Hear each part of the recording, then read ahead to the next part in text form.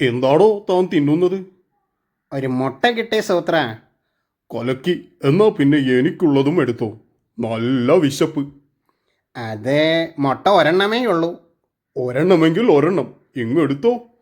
അതല്ലടോ, ഒരെണ്ണമേ ഉള്ളൂ, അതാ ഞാനിപ്പോൾ തിന്നത്. ഏ ദുഷ്ടോ. ഹും. കൊതിയാ, ചതിയാ.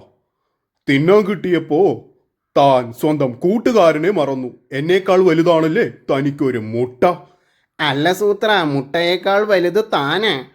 ഹും. എന്നാലും ഇത് വേണ്ടായിരുന്നു. ഒരു മുട്ട പോലും തരാതെ.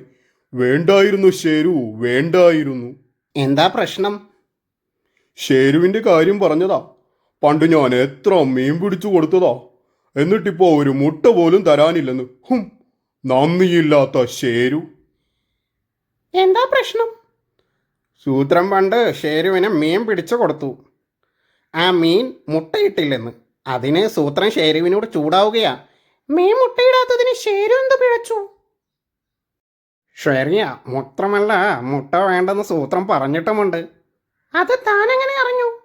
വേണ്ടായിരുന്നു ഷേരു എന്ന് സൂത്രം പറയുന്നത് ഞാൻ കേട്ടതല്ലേ. ഓഹോ, വേണ്ടായിരുന്നു എന്ന് സൂത്രം പറഞ്ഞത് മീനും കേട്ട് കാണും. അതല്ലേ മുട്ടയിടാഞ്ഞത്.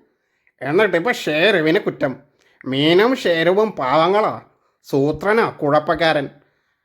ഇതൊക്കെ അടികൊള്ളാത്തതിൻ്റെ സൂക്കേടാ. എറിയടാ അവന്.